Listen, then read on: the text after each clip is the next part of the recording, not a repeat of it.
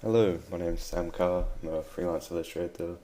This is going to be a quick demo to answer a question for a Q&A, which is any tips on how different edges and sharpness can affect the age or gender of a face. So throughout this video process, I'll be painting two faces, one to show what soft edges can portray and one to show what hard edges can portray.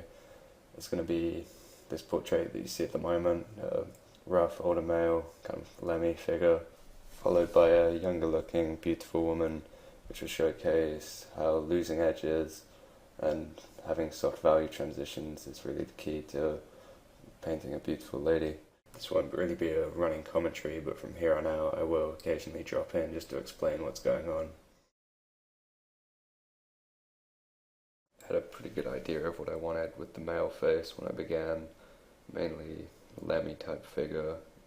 It's quite skinny to start with, but I ended up bulking it up more, mainly using very square and triangular shapes, very angry brow line and a big square handlebar mustache.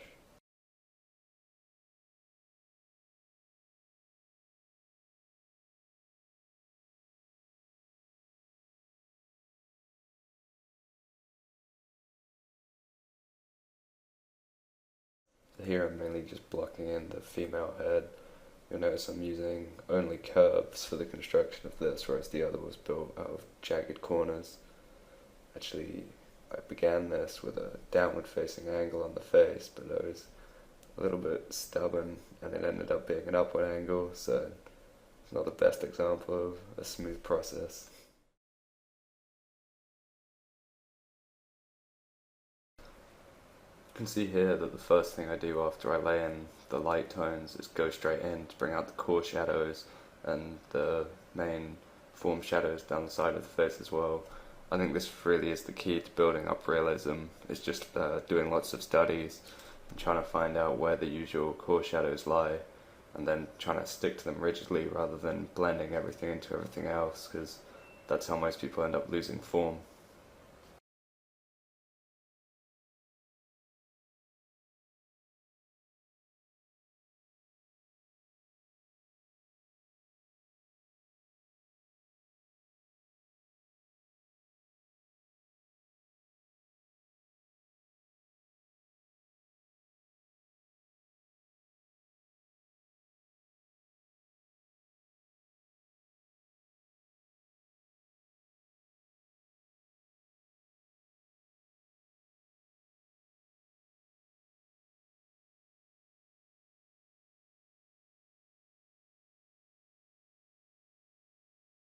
So this is where I really start bringing the features out on the male face and making the actual shadow shapes themselves jagged. So you can see areas above the left eyebrow there. The highlight is mainly just a sharp point. I'm trying to do that with a lot of the shapes. I'm also trying to bulk him up by this point, I think. I just felt he looked a bit too skinny before to go for what I wanted.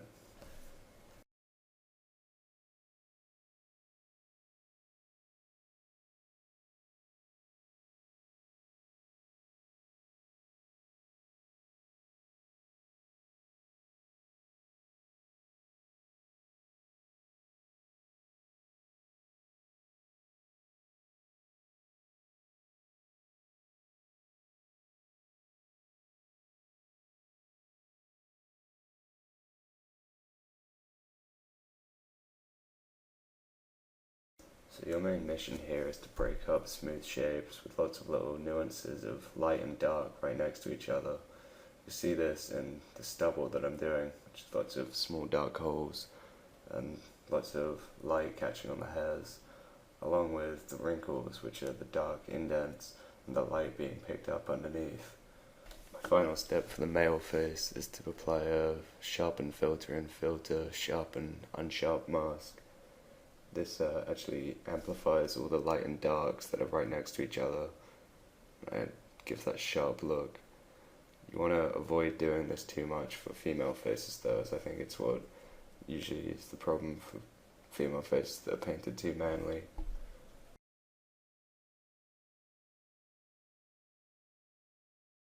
Okay, so now moving on to the female face.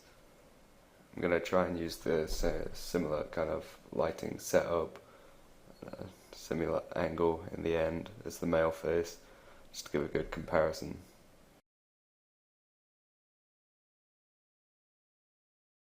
I think this might actually be the last time the face looks remotely normal for the female for quite a while, due to trying to change the entire perspective of the head after already having everything set up, which is incredibly stupid.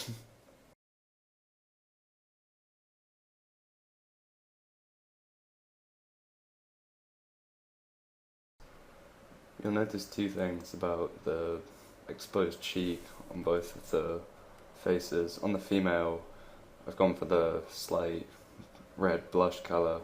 Not only is the value transition softer, but it's actually also lighter as well.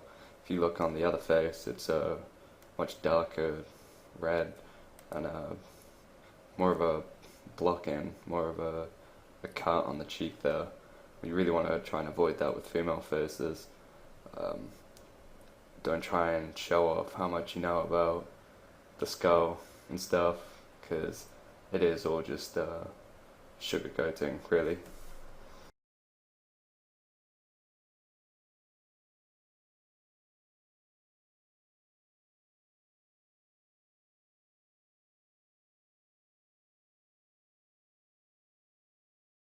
You'll notice in comparison to the male face next to it that all of the edges on this are actually round and soft. So areas like the eyebrows compared to the eyebrows on the male, these like upward rounding curves as opposed to these jagged triangle shapes. Other examples are the rounded jawline and the overall shape of the head as well. You'll notice the cheek on the far side is completely rounded, whereas on the male face it's lots of jagged indents.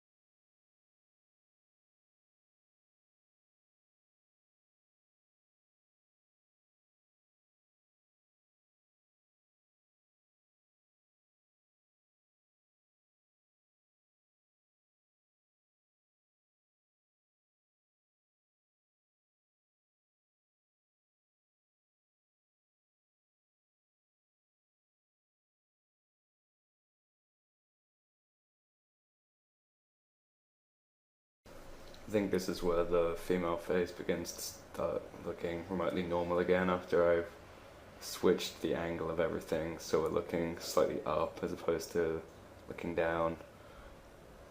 By this point, I think mainly still trying to stick to a fairly limited value range, but bringing stuff out like the highlight on the nose and the lips, like you see there. Something with lips as well. Don't ever draw out the top line of the lip, of the upper lip, that is. Even in pencil or something, a soft value is much better than drawing a line. The only time there should ever really be a line near the lips, obviously the line of the lips meeting, and also under the bottom lip, following the light direction too.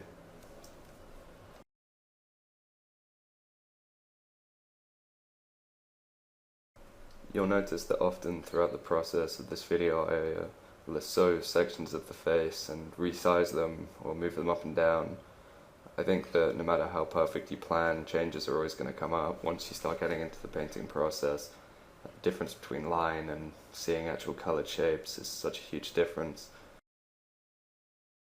So just finishing up the female face here, adding some loose strands of hair, flowing lines, and also light speckled brush, just to show some pores to give realism without being too gritty.